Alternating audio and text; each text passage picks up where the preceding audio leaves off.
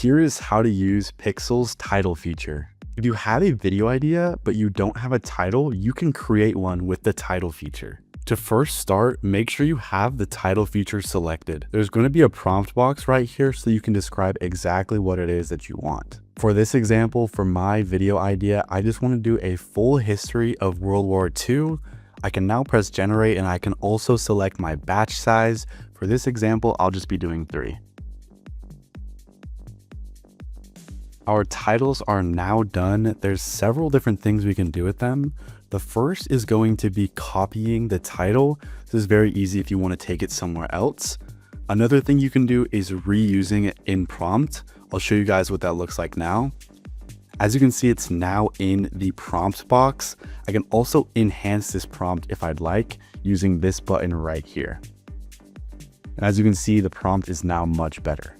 The last thing you can do is generate a thumbnail directly using this button. Hopefully that was useful. That's exactly how to use the title feature.